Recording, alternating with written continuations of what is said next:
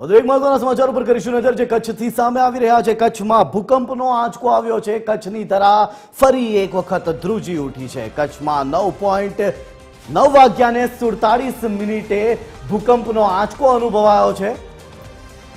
ત્યારે ખાવડાથી 20 કિલોમીટર દૂર ભૂકંપનું કેન્દ્ર બિંદુ નોંધાયું છે। રિક્ટર સ્કેલ પર ભૂકંપની તીવ્રતા 4ની નોંધાઈ છે।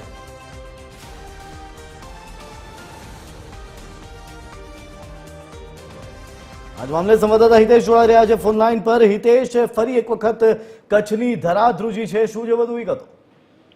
જી, વાત કરવામાં આવે તો કચ્છની ધરા પર અવારનવાર ભૂકંપના આંચકાનો અનુભવ કરવામાં આવે છે। ત્યારે આજે રાત્રે 9:47 4ની તીવ્રતાનો આંચકો અનુભવતા લોકોમાં ભય જોવા મળ્યો હતો। વાત કરવામાં આવે તો ખાવડાથી પૂર્વ દક્ષિણ અને પૂર્વ દિશામાં 20 કિમી દૂર આંચકાનું કેન્દ્ર બિંદુ નોંધાયું છે। જી આભાર હિતેશ, સમગ્ર માહિતી આપવા બદલ।